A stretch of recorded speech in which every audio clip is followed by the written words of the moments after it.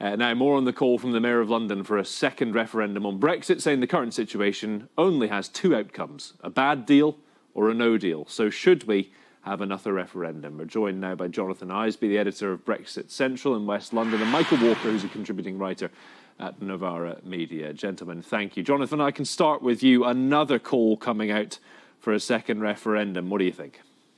But it's interesting, isn't it? Every single person that's coming out saying they want another referendum is someone who, in the referendum we had in 2016, backed the Remain side, and, of course, the Remain side lost. There are people who didn't like the result. I understand that. You know, in a democracy, you have elections and referendums, you have winners, you have losers.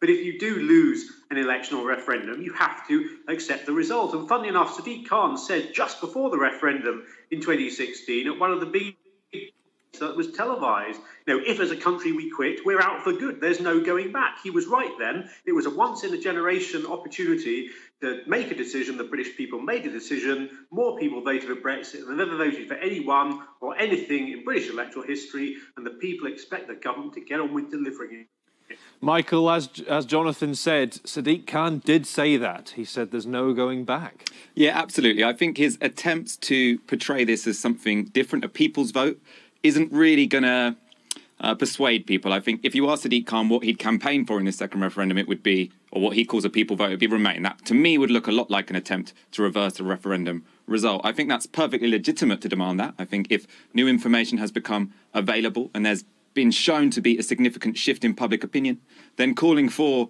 another referendum would be it's a legitimate thing to do. I personally don't think it would be particularly useful for the country to reopen those divisions and to reopen that debate, which is why I think the Labour Party's official position of pushing for a second general, well, not a second general election, a new general election would be the best way of avoiding a bad Tory Brexit.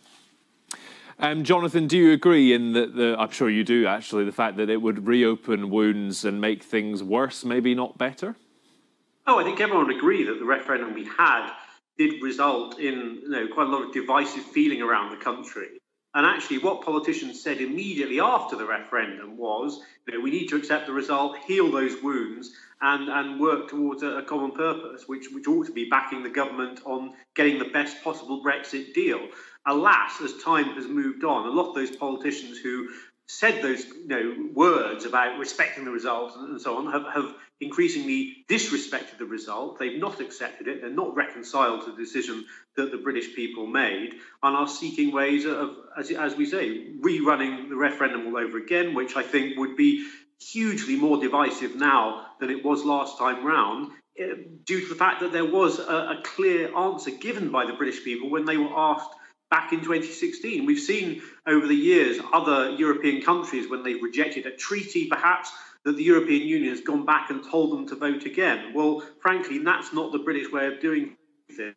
And the government and the politicians across the board need to respect that result and somehow unite to try and get the best possible deal for the country, rather than trying to undermine the government and undermine the national negotiating position.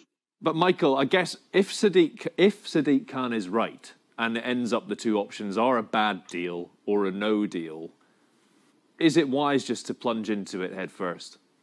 To plunge into what? Into a no deal or to plunge into Brexit? Into Brexit. Oh, you mean in the situation as it currently is? I think we've been presented with quite poor options. So I think what Jonathan has sort of not really put enough attention to is the fact that whilst we had a referendum and there was a result, new information has emerged. Primarily what information has emerged is the people, the politicians and the media figures that for 20 years have been arguing for us to leave the EU didn't have any plan. So we're 2 years in and there's no plan about how we are going to leave the EU in a way which isn't economically disastrous for the country. The fact that the Tory party have done nothing but bicker between themselves. It doesn't seem like the leadership of the Tory party are debating how to have a jobs-first Brexit, how we can best protect jobs when we leave the EU. It's all a personalised war between different big egos. So I think the idea that we want to change course from the one we're currently on is a very reasonable and legitimate one. I personally don't think that would be best served by reopening the Brexit Remain divide with a second referendum. I think it would be much more useful for us to put a competent government in place who are able to negotiate a soft Brexit that can bring most of the country with them. Jonathan, what do you think? If what Michael's saying is right and the argument is largely being driven by ego rather than what's best for the British public, should a general election be the thing rather than a second referendum if it is going to be bad? Well, I think a general election is very unlikely because you need a two-thirds majority of Parliament to have an early election now under the Fixed Term Parliaments Act. So the next election won't be until 2022 unless 430-odd MPs back election. I'm not sure they will do that anytime soon. As I say, I think the British people need to get behind the government in getting the best possible deal. I'll be the first one to say that there's been clearly huge frustration at some of the ways in which the government have handled this. I think Theresa May's Lancaster House speech at the beginning of the process last year was superb, was welcomed across the board, setting out a clear vision. I think what we've seen in recent months with the Chequers proposal paper, most people are agreed that has veered away from the Lancaster House proposals, and that has not found a great deal of agreement, whether it be on the robust Eurosceptic wing of the Conservative Party, or amongst the moderates in the Conservative Party, or indeed the opposition, or indeed in the European Union and European Commission itself. So I think that will need to be rethought.